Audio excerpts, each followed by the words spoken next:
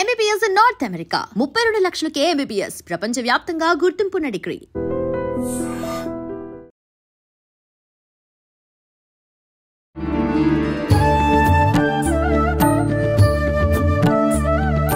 నమస్కారం, welcome to I dream. ధర్మ మార్గం విత్ విజిత కార్యక్రమానికి స్వాగతం. ప్రస్తుతం మనతో పాటు ఉన్నారు ప్రముఖులు శివరుద్ర సాధువు గారు. ఇప్పుడు వారితో మాట్లాడి మరిన్ని మంచి విషయాలు అడిగి తెలుసుకుందాం. నమస్తే అండి. నమస్కారం అమ్మా.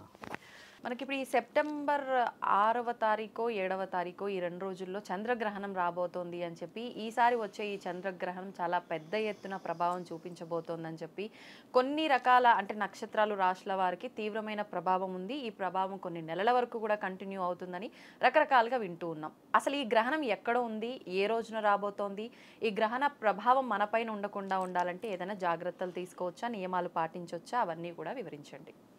మంచి ప్రశ్న. అంటే పూర్వం ఒక 200, 300, 400 సంవత్సరాల క్రితం అమ్మ, అంటే ఈ విషయం ప్రజలకు ఇప్పుడు పర్ఫెక్ట్గా తెలవాల్సిన అవసరం. గ్రహణం అనగానే ప్రమాదం రాబోతుంది అన్న ప్రశ్న ఒక యాంకర్గా నువ్వు ఎత్తావు. ప్రజలందరికీ కూడా ఏదో ప్రమాదం ఉంటుంది గ్రహణం అనేది ఒక ఊహ వాళ్ళకు ఉండిపోయింది. గ్రహణం రోజు ఎందుకు ఆ విధమైన భయం లేకపోతే అలాంటి ఆందోళన ఉంటుంది అని అంటే, క్షుద్ర పూజలు జరుగుతాయి అనేది, ఎవరినెవరినో ఏదో చేసేస్తారని, ఇంకేదో చేతబడిలని, బాణామతిలు, మోహినిలు, ఏదో ప్రయోగాలయ్యి మంచి వాళ్ళ ఆత్మలు ఇంకేదేదో అవుతాయి అనేది ఒక భయం కూర్చుంది. ఈ భయానికి అంతరార్థం తెలవాల్సిన అవసరం ఏంటంటమ్మా, మన దగ్గర ఋషి పరంపర ఒకప్పుడు ఉండేది. అంటే ఎక్కడ చూసినా గుడులు, గోపురాలు, దేవతలు ఈ మంచిదంతా పూజలే. ఇప్పుడు చూడండి వినాయకుడిది అంతా ఎవరం. ఇలా ఉన్నప్పుడమ్మా ఒక 100% నీకు పూజ ఫలితం వచ్చే రోజు అమావాస్య, పౌర్ణమి రోజు. ఎందుకంటే పూర్తిగా చంద్రుడు, పూర్తిగా సూర్యుడు ఉన్న రోజు నీకు 100% ఫలితం వస్తుంది పూజ. నీకు 100% పూజా ఫలితం వస్తే మరి నువ్వు బాగుపడిపోతావుగా, మరి నేను చెడగొట్టాలిగా. కాబట్టి ఆ రోజు క్షుద్ర పూజలు చేస్తారు అనేది కొంతమంది తెలివిగా పెట్టిన ఒక పెద్ద ముళ్ళు ఈ బ్రెయిన్లో మనకి. కానీ ఇప్పుడు మీరు అనుకుంటున్నారు ఆ రోజున నేను ఎక్కడ బాగుపడిపోతాను, నాకు ఎక్కడ ఫలితం వస్తుందో అంటే ఎవరు అనుకుంటున్నారు, చేసేవాళ్ళు అంటే అలాగే కాదు. అంటే ఎవరు అనుకుంటున్నారు అన్న విషయంలో ఏంటంటే అమ్మా, మనకి సంబంధించిన కొందరు మహానుభావులే వెళ్ళడం చేత ఆ డేని నెగిటివిటీకి చేస్తారు. ఇప్పుడు మీరు అడిగిన ప్రశ్న అడగండి. ఇప్పుడు అలా అనుకొని వాళ్ళు ఏదో ఒకటి వీళ్ళని చేస్తున్నారు, వీళ్ళు ఇబ్బంది పడుతున్నారు, కానీ అది నీకేమొస్తుంది, నువ్వెంతవరకు దానివల్ల ముందుకెళ్తున్నావు అనేది ఎవరికి వాళ్ళు క్వశ్చన్ వేసుకోవట్లేదు. ఇక్కడ ఖచ్చితంగా నువ్వు ఒకరిని ఇబ్బంది పెడుతున్నావు అంటే ఇప్పుడు ఇక్కడ వాళ్ళని ఇబ్బంది పెట్టి నువ్వు ఇబ్బంది పడకపోయినా దానికి ఫలితం అయితే ఉంటుంది కదా. ఇది ఎందుకు మర్చిపోతున్నారు? చాలా మంది మర్చిపోవడానికి గల కారణం కూడా ఏమైపోయిందంటమ్మా, ఆ రోజు దేవతలకి కట్లు పడతాయి అనేది అందరి మైండ్లో కూర్చోబెట్టేశారు. వాస్తవమా అండి? దేవతలకి కట్లు ఎందుకు పడతాయి ఇది తెలుసుకోవాల్సిన అవసరం చాలా వివరంగా చెప్పడం. ఎందుకంటే దేవతలకు కట్లు పడతాయి అన్న విషయం చాలా మందికి తెలిసింది. ఇంకో విషయం కూడా ఏంటంటే అమ్మా, గ్రహణాలకి అధిపతి 9 గ్రహాలకు అధిపతి ముక్కంటి. ఆయనని కట్టు చేసే అధికారం ఉండదు. ఆయనని ఎక్కడా కూడా ఏ విధమైన బంధనకి ఆయన లోన్ కాడు, ఆయన ఎట్టి పరిస్థితుల్లో కాడు. ఎందుకు కాడు అన్న విషయం కూడా తెలుసుకోవాల్సిన అవసరం ఉందమ్మా. ఎందుకంటమ్మా ఈ గ్రహణాలకు అధిపతి అని నేను ఎందుకన్నా అంటమ్మా, పరమశివుడు మొత్తం ముల్లోకాలన్నిటికీ ఆయన గారు ఒక సారథి, ఒక స్థానంలో ఉండడం చేత వీటినన్నిటిని కంట్రోల్ చేసేదే ఆయన. మీరు చూడండి, తండ్రి ఇలా కూర్చున్నప్పుడు శివుడిది ఫోటో చూసినప్పుడు కానీ, మనం ఏదన్నా యానిమేషన్స్లో చూసినప్పుడు కానీ, పూర్వం చూసినప్పుడు కొన్ని గుడిలలో ఏంటంటమ్మా 9 గ్రహాలని వెనకాల నుంచి ఇలా చూపిస్తారు చూడండి, లేదా ఇలా చూపిస్తారు కింది దాకా చూస్తారు. అంటే వాటన్నిటిని ఆయననే మానిటర్ చేస్తున్నాడు అని అర్థం. కాబట్టి ఆయన బందీ చేయడానికి రాదు ఆయనకి. మిగతా దేవుళ్ళు ఎందుకు బందీ అవుతారు స్వామి అని అంటే, వీళ్ళు ఒక్కొక్క గ్రహంలో ఉంటారు. వీళ్ళు గమనించాల్సిన ప్రశ్న ఇది.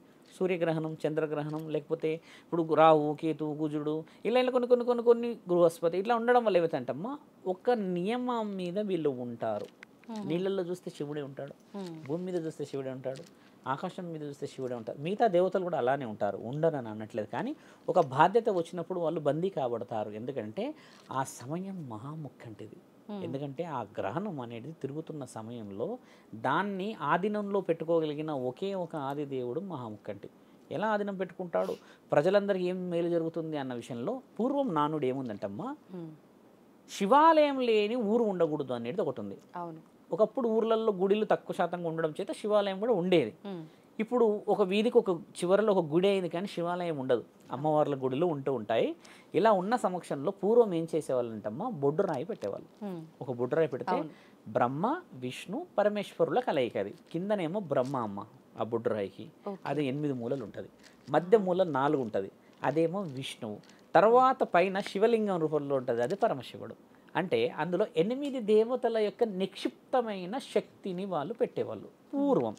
ఇప్పుడు కూడా ఊళ్ళలో బొడ్రాయి పండుగలకు పోతారు, మార్చి ఏప్రిల్లో చాలా మంది పండుగలకు పోతారు, దుర్గామాత కానీ అమ్మ కానీ పోతుంటారు కదా.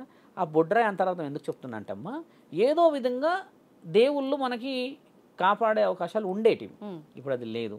మీరు అడిగిన విషయానికి వస్తామా, గ్రహణం నెగిటివ్ ఎందుకు అయింది స్వామి అని అంటే, కలియుగంలో చెడుకి ఎక్కువ ప్రాముఖ్యత ఉంటుంది కాబట్టి గ్రహణం భయం అయ్యింది. అదే ధర్మానికో లేకపోతే నీ యొక్క దైవానికో నీ యొక్క భక్తికో బలం నువ్వు ఏర్పరచుకుని ఉంటే ఈరోజు గ్రహణం రోజు మనం హోమాలు చేసేవాళ్ళం. ఈ హోమాలు కాదు కదా, తాళాలు వేసి ఏడబెడతా కూడా తెలియదు, పారైపోతారు తాళాలు, కదలడానికి భయపడుతున్నారు. గ్రహణం రోజు ఏం చేయాలంటాము మీరు అన్నట్టుగా, ఈసారి గ్రహణం 7వ తారీఖు రోజు సాయంత్రం సెప్టెంబర్ 9:48 మొదలవుతుంది. పట్టుకాలం అంటారు. అయితే పట్టుకాలానికి ముందు 2 గంటల ముందు, 4 గంటల ముందు, 5 గంటల ముందు మనం ఏం జాగ్రత్తలు ఎందుకు తీసుకోవాలి స్వామి? అసలు పట్టు అంటే ఏమిటి? గ్రహణం అంటే అమ్మ ఇంత ఉన్నది అనుకుందాం, ఉదాహరణకి ఇట్ ఈస్ లైక్ ఒక పెద్దది అనుకో, మన చిన్న ఎగ్జాంపుల్ ఇలా ఉంటే, ఇలా వచ్చినప్పుడు ఈ చంద్రుడి పైకి గ్రహణం ఇలా వచ్చేసినప్పుడు ఎలా అయితే నీడ పడుతుందో తల్లి, ఇది పట్టుకాలం. ఇప్పుడు ఇలా వచ్చి 100 అవుతుంది, 100 అయిన సమయమే గ్రహణం. సూర్యుడు చంద్రుడు ఏం చేస్తారు ఆ సమయంలో? చంద్రుడిని ఒక గ్రహణం వచ్చి పట్టుకున్నప్పుడు ఏమవుతుందంటమ్మా, ఈయన స్థితిని కోల్పోతాడు.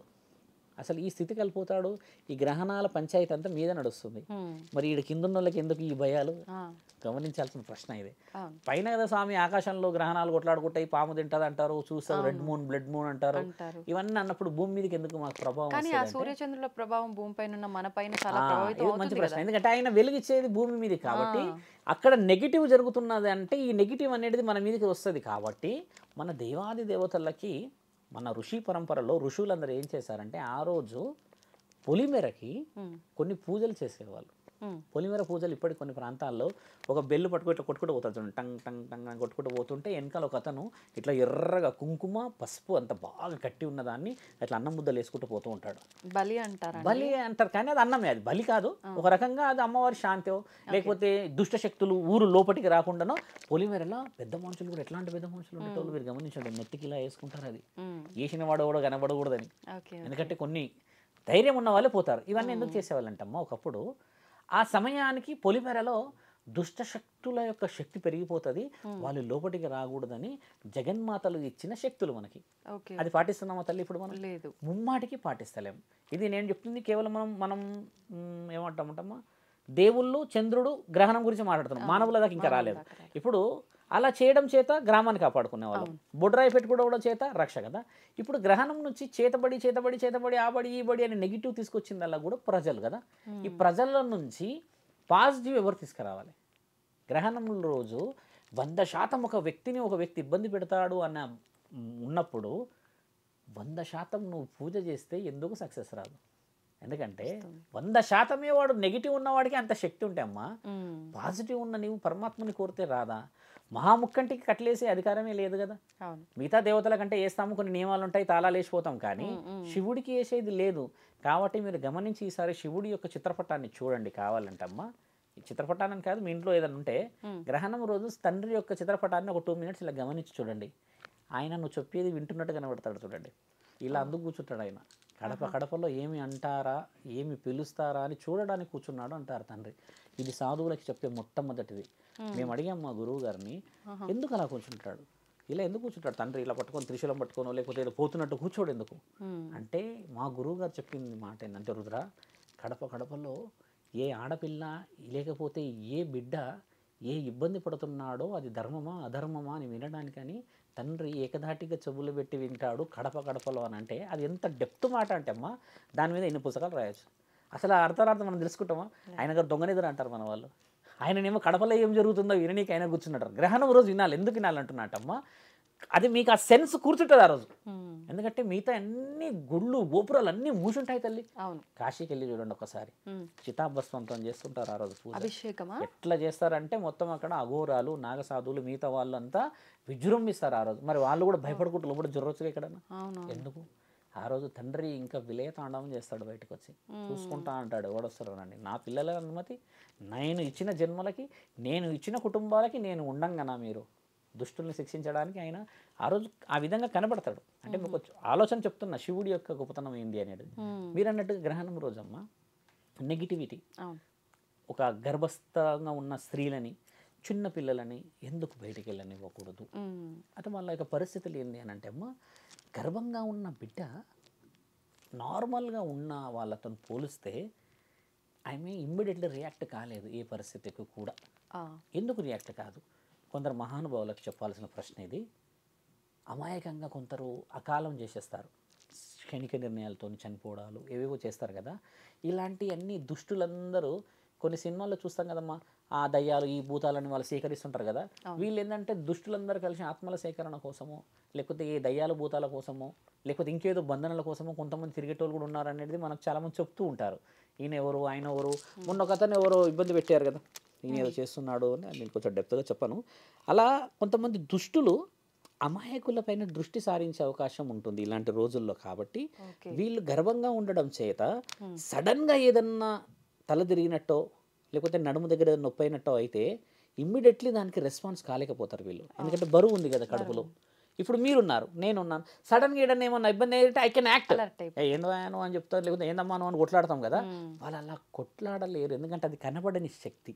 కాబట్టి ఆ బిడ్డ బరువు ఇమ్మెచ్యూర్గా ఉంటుంది, ఈ మైండ్ వెరీ సెన్సిటివ్, అదంతా పరమాత్ముడి ఆధీనంలో ఉంటుంది. కాబట్టి దీన్ని ఇబ్బంది పెట్టే అవకాశం అవతలి వ్యక్తికి ఉంటుంది. కాబట్టి ఈ గర్భం ఉన్న వాళ్ళ యొక్క శక్తి స్వతహాగా లోపిస్తుంది అన్న ఉద్దేశంగా పెద్దలు వెళ్ళి ఇంట్లో విశ్రాంతి తీసుకొని పడుకోమని ఎవరు అనలేరు. విశ్రాంతి, పాలు తాగొద్దు వెళ్ళొద్దు అంట, కదలొద్దు చేయొద్దు అని అంటే ఆ గ్రహణ ప్రభావం మరి 4 గంటలు ఉంది. 4 గంటలు కదలకుండా ఉండగలరా? ఒక విషయం. ఇప్పుడు చిన్నపిల్లలు మెచ్యూర్గా లేని వాళ్ళు, అంటే ఇమ్మెచ్యూర్గా కొన్ని బ్రెయిన్స్ ఉన్న వాళ్ళు బయటికి వెళ్ళకూడదు. ఎందుకంటే అమ్మా వాళ్ళ బ్రెయిన్ హెవీ మైక్రాన్స్లో వర్కౌట్ అవుతుంటుంది. ఆ టైంలో ఎనర్జీ హెవీగా గుంజుతుంటుంది. ఇక ఆల్రెడీ కొంచెం అబ్నార్మల్ నుంచి ఉంటారు కదా, అది ఇంకా ఆ టైంలో ఎక్కువ గుంజేసరికి మతి స్థిమితమో లేకపోతే ఇంకేదన్నా ఒక షార్ట్ లాగానో లేకపోతే సడన్గా వామిటింగ్స్ అవ్వడం లాంటివి ఏదైనా జరుగుతాయని గతంలో అనుభవాలు ఇవన్నీ. అందుకని పెద్దలందరూ జాగ్రత్త పడమని అన్నారు. పెద్ద మనుషుల్ని బయటికి పోనీయకూడదమ్మా. ముఖ్యంగా ఎట్టి పరిస్థితుల్లో పెద్ద మనుషులు పోనీయకూడదు. ఇలా కొంతమంది మన దగ్గర తెలంగాణలో ఆడపిల్లలు పెద్దవాళ్ళు అయ్యే కార్యక్రమాలు ఉంటాయి. అంటే 3 నెలల క్రితం 4 నెలల క్రితం పెద్ద మనుషులు అయిన వాళ్ళు ఇలాంటి ఉంటారు కదా. ఇలాంటి వాళ్ళ శరీరాలన్నీ పచ్చిగా ఉంటాయి, బాలెంత శరీరాలు పచ్చిగా ఉంటాయి. వీళ్ళని వెళ్ళనీయకూడదు, ఖచ్చితంగా కాపాడుకోవాలి. ఎలా కాపాడుకుంటాము? మన దగ్గర అంత శక్తి ఉందా? నార్మల్ లైఫ్ మన అందరిది అంటే అమ్మ, పూర్వం మన దగ్గర నుంచి ఇచ్చిన ఒక అస్త్రం ఏంటంటే అమ్మ, ఆవు నెయ్యితో నీవు అఖండ జ్యోతి వెలిగించాలి గ్రహణ సమయంలో, అమావాస్యకి పౌర్ణమి. ఎందుకు స్వామి ఈ ఆవు నెయ్యికి ఆ గ్రహణం రోజు పెట్టిన దానికి శక్తి ఏంటంటే అమ్మ, గ్రహణం మీద అతినీల లోహిత కిరణాల ప్రభావం భూమి మీదకి వచ్చినప్పుడు ఇంట్లలోకి కానీ అటు కానీ ఇటు కానీ చొరబడే అవకాశం ఎక్కువ ఉంటుంది ఈసారి. అయితే అవి మళ్ళీ పోవడానికి అవకాశం ఉండదు బయటికి. ఎలా ఉండదు అంటే అమ్మ, ఒకప్పుడు తాటి మట్టల ఇల్లులు మనకి ఒకప్పుడు, ఇప్పుడు వెరీ ఫర్నిష్డ్. కాబట్టి దరిద్రం లోపలికి వస్తే అంత ఈజీగా పోదు, అదేదో ఒక సందులో దొరుకుతుంది. కాబట్టి దీపం పెడితే అది రావుడే ఈ ఆవు నెయ్యి అత్యంత పవిత్రం అవ్వడం చేత అది ఇమ్మీడియట్లీ అక్కడ ఎవాపరేట్ అవుతుంది. అంటే ఆ ధూళి గాలిని లోపలికి రానికుండా ఆ దీపం నాశనం చేస్తారు. అఖండ జ్యోతి కూడా భార్యడు పెట్టుకోవాలి, ఎంత చిన్నదని కాదు, ఒక 1/2 kg అంత పట్టే అంత పెట్టేస్తే 9:45 నుంచి అమ్మ ఆల్మోస్ట్ మనకు 3 గంటల వరకు ఉంది. ఈసారి కొంత 2.5 గంటల పైన ఉంది. కాబట్టి ఆ సమయం వరకు పెట్టి పూజ చేసుకొని, ఏ పూజ చేస్తావు, ఏ మంత్రం చదువుతాం, నీకు ఏ మంత్రాలు వస్తాయి? సహజంగా ఉన్న వాళ్ళకైతే రావు. కాబట్టి మన గురుబలం అంతా మన ఇంట్లో ఉన్న కులదైవం మన ఇళ్ళ వెలుపులే. ఓం నమ శివాయ అనుకో, నరసింహస్వామి అనుకో, లేదా నీ కులదైవాన్ని తలుచుకో. ఇవి తలుచుకోవడం కూడా ఎలా తలుచుకోవాలంటమ్మా, ఒక కోరికతో తలుచుకుంటే ఫలిస్తుంది. ఎందుకు ఫలిస్తుంది అని అంటే, దయ్యాలకి అంత ఫలించే శక్తి ఇచ్చిన వాడు మానవ శరీరాలకి పుణ్యం కోసం ఆలోచించిన వాళ్ళకి ఇవ్వరా? ఈరోజు గ్రహణ సమయంలో, అంటే ఒక సాధువు చెప్తున్నాడు అని కాకుండా అమ్మ, గ్రహణ సమయంలో ఏ ఊరిలో అయితే, ఏ గుడిలో అయితే హోమం జరుగుతుందో ఆ ఊరు సుభిక్షంగా కాపాడబడుతుంది. ఒక ఊరిలో గ్రహణ సమయంలో అందరికీ శరీరం అంతా ఇట్లా ఉబ్బుకుంటూ వచ్చిందంటమ్మా గ్రహణ సమయంలో. హోమం చేసేసారు, అందరు ఎక్కడో అక్కడ వెళ్ళిపోయారు. ఓకే. ఈయన పురోహితుడు మాత్రం హోమం దగ్గర కూర్చున్నాడు. కూర్చొని అయినా స్వాహ అనుకుంటే ఇంకొన్ని మంత్రాలు అంటే కొందరు భయభ్రాంతులతో ఇక ఎందుకు గ్రహణం పడుతున్న సమయం వెళ్ళిపోవాలని అంటే అందరికీ చర్మం మీద చిన్నగా అన్నీ వచ్చేసేసి ఇబ్బంది పడిపోతే ఈయన గారు మాత్రం తేటంగా కూర్చొని హోమం అయిపోయాక లేచొస్తే అంతరార్థం అడిగితే చెప్పాడంట, ఆ అగ్గికి ఉన్న శక్తి అది. ఒక చెడుని ఆపడానికి అక్కడ హోమం ఉంది. 27 నక్షత్ర జాతుల వనమూలికలు అందులో వేసాం, వేదశాస్త్ర పఠనాన్ని అందులో చదివాం, పంచభూతాలను ఏకం చేసినప్పుడు ఒక శక్తి ఎలా మన దాకా వస్తుంది? మీరేమో భయభ్రాంతులకు ఉరికిపోయారు. అంటే మన వాళ్ళందరికీ తెలిసేది ఏం చేస్తున్నట్టమ్మా, ఇప్పుడన్నా మొదలు పెట్టాలి. ఒక హోమం చేసుకుంటే కాలనీ ఎంత కలిసి ఒక హోమం చేసుకోలేమా అమ్మ? మీ అందరికీ భయం ఏడుతుంటే ఒక సాధువుని కూర్చోబెట్టి సాధువులు భయపడతారా? దేనికి భయపడరు? ప్రాణం ఉంటే ఇది పోతుంది, పరమశివుడికే కదా ఇది. అలా కూర్చోబెట్టుకొని ధైర్యంగా ఉన్న వాళ్ళతో మంత్రాలు చేయించుకోవడం, ఆ పూజ చేయించుకోవడం ద్వారా ఊరు కాపాడబడుతుందా కదా? పూర్వం ఇందాక గట్ట కొట్టుకుంటూ పోయి చెప్పింది దానికనే. కానీ మీరు అన్నట్టు అందరూ ఒకటే ధోరణిలో ఉన్నారు. ఆ టైంలో దేవతల శక్తులు కోల్పోయి ఉన్నారు కాబట్టి ఏ పూజలు చేసినా ఇంకా ఫలితం ఏముందిలే అనే ఒక ధోరణిలో ఉండటం కానీ వల్ల మహాముఖంటిది ఉన్నది కదా, ఉంది. తండ్రి గొప్పతనం చెప్పింది కూడా అదే. ఎందుకంటే గ్రహణాలకు అధిపతి ఉన్నాడు కదమ్మా. ఆ గ్రహణాలకు అధిపతి ఎందుకు ఉన్నాడు అన్న విషయం ఎందుకు చెప్తున్నట్టమ్మా, ఆయనని పెట్టాల్సిన అవసరం ఉంది ప్రతి గుడిలో, ప్రతి ఊరిలో అనేది చరిత్ర నానుడి. ఎందుకు పెట్టాలి అనే దానికి అర్థం కూడా తెలవాలి ప్రజలకని చెప్పాను. గ్రహణాలకు అధిపతి 7 లోకాలకు 14 లోకాలకు అధిపతి అమ్మ ఆయన. ఆయననే పెట్టాలి. శివభక్తుని అని చెప్పట్లేదు నేను, ఇదంతా సుభిక్షత ప్రజలకు కావాలని చెప్తున్నాం. విష్ణు మహానీయుడు కూడా కట్లుబడవు, మీరు గమనించాల్సిన ప్రశ్న. నరసింహస్వామి కూడా కట్లుబడవు, కాళికామాతకు కూడా కట్లుబడవు. కానీ వాళ్ళు కదలరు, కళ్ళు తెరిచి ఉంటారు అంతే. వాళ్ళు చూస్తూ ఉండడం వరకే ఉంటుంది. ఇది ధర్మశాస్త్రం రాసింది. కానీ శివుడు మాత్రం ఏటైనా కదలగలడు. ఇప్పుడు ఒక చిన్న డౌట్ అండి, గ్రహణం అనగానే చిన్నపిల్లలకి, గర్భిణీ స్త్రీలకి, పెద్దవాళ్ళకి ఖచ్చితంగా నియమాలు పాటించాల్సిందే అని అంటూ ఉంటారు. మరి గర్భిణీ స్త్రీలు కదలకుండా ఉండాలి అని అంటే కష్టం. ఇప్పుడు వృద్ధులు అనుకోండి, చిన్నపిల్లలు అనుకోండి, సరే చెప్తే వింటారేమో, అంత తెలుసు కాబట్టి వద్దమ్మా ఇలా చేయొద్దు అంటే కూడా వింటారేమో పిల్లలు. ఇప్పుడు గర్భిణీ స్త్రీ కదలొద్దు అని అంటే కాసేపు ఉండగలుగుతుంది. కొన్ని సందర్భాల్లో ఎప్పుడు పెయిన్స్ వస్తాయో, ఎప్పుడు డెలివరీ టైం ఆసన్నం అవుతుందో తెలీదు. అలాంటి టైంలోనే ఒకవేళ డెలివరీ అవ్వాల్సిన సిచ్యువేషన్స్ ఏర్పడితే ఏంటి పరిస్థితి? మంచి ప్రశ్న. అంటే ప్రజలందరికీ కూడా అడగాల్సినది తెలిసిందే. ఎందుకంటే అమ్మ, మొన్న ఖైరతాబాద్ గణేశుడి ఫస్ట్ రోజు ఒక ఆవిడ డెలివరీ అయింది అక్కడ. అంటే ఆవిడ చాలా హ్యాపీగా ఫీల్ అయింది. అది వాళ్ళు బీహార్ వాళ్ళు ఎవరో చాలా హ్యాపీగా ఫీల్ అయ్యారు. అక్కడ డెలివరీ అవుతుందని ఆవిడ ఊహించలేదు, తర్వాత వాళ్ళ కుటుంబంలో ఊహించలేదు. కానీ ఆ గణానాథుడు మాత్రం ఊహించి ఉండొచ్చు, ఒకడు పుట్టిండి ఇక్కడ, వాడు అవసరం కోసం వచ్చి ఉండొచ్చు అని ఒక ఊహ. అంటే పరమాత్ముడికి తెలుసు. మీరు అన్నట్టు ఏంటంటమ్మా, గ్రహణం 2:30 సమయం గంటలు అంటే అమ్మ, ఆల్మోస్ట్ నాకు తెలిసి భారతదేశం మొత్తం లేకపోతే ప్రపంచం మొత్తం 2-3 లక్షలైనా పుడుతుండొచ్చు. మరి ఆ 2-3 లక్షల మంది దరిద్రులే పుట్టాలి. బాగా గమనించాలి. బాగోలేని సమయం అన్నాం కాబట్టి వాళ్ళు ఖచ్చితంగా ఆ సమయంలో దరిద్రులు పుట్టాలి, లేకపోతే రాక్షసులే పుట్టాలి. కానీ నిమ్మలమైన వాళ్ళే పుడుతున్నారు కదా.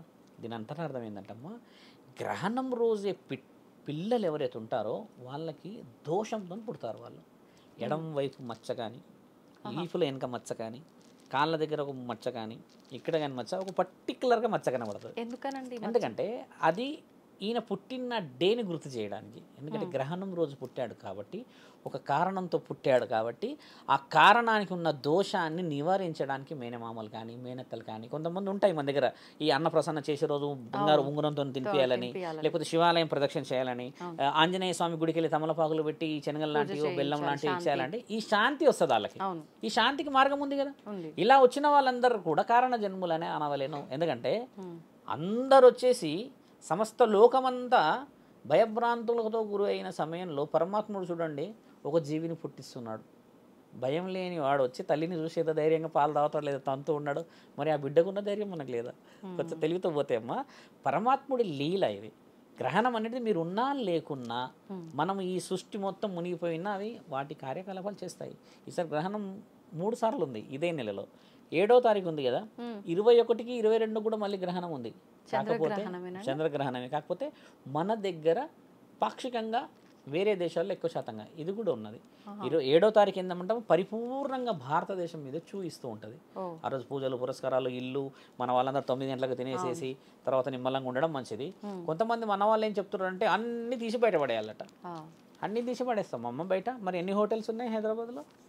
లక్షల హోటల్ ఉన్నాయి. వాట్ అబౌట్ మన హైదరాబాద్ దమ్ బిర్యానీ? అది ఎక్కడ పడేయాలి? ఓ ఏమో గ్రహణం రోజు ఇస్తే తింటారు మరి, అంత ప్రీతికరమైన భోజనాలు. కనీసం మనం ఇళ్లలో గరికైనా వేసుకొని తర్వాత గరిక వేయడానికి అర్థమైంది కూడా తెలుసుకోవాలి. ఎప్పటికంటే గరిక వేయమని చెప్పేసి లేకపోతే గిరక తిరగమంటే మన వాళ్ళు తిరుగుతూనే ఉంటారు, అది కాదు.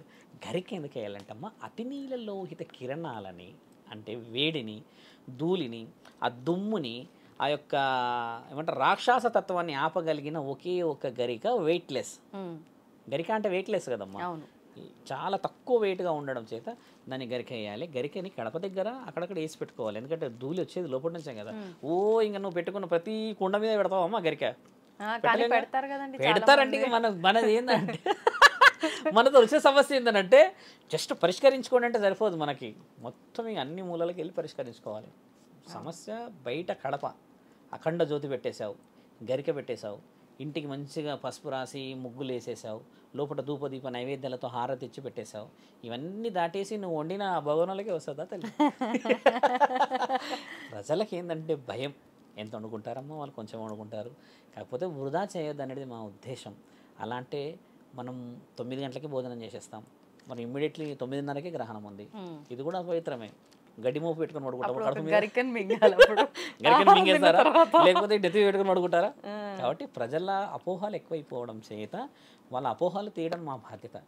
ధర్మం కాపాడబడాలి. గ్రహణం రోజు భయపడాల్సిన అవసరం లేదు, ఎందుకంటే పూజ నియమ నిబంధనలు చాలా బలంగా ఉన్నాయి.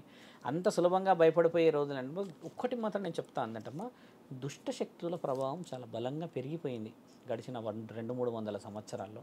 అలా గెలవడం వల్లనే అమ్మా, ఆ దుష్టశక్తుల ప్రభావం వల్లనే ఈ రోజుల్లో మానిటరైజేషన్ తగ్గిపోయింది. ఇది ఇప్పటి వ్యూహం కాదు, పెద్ద మనుషుల దగ్గర నుంచి పాటిస్తలేము కదా.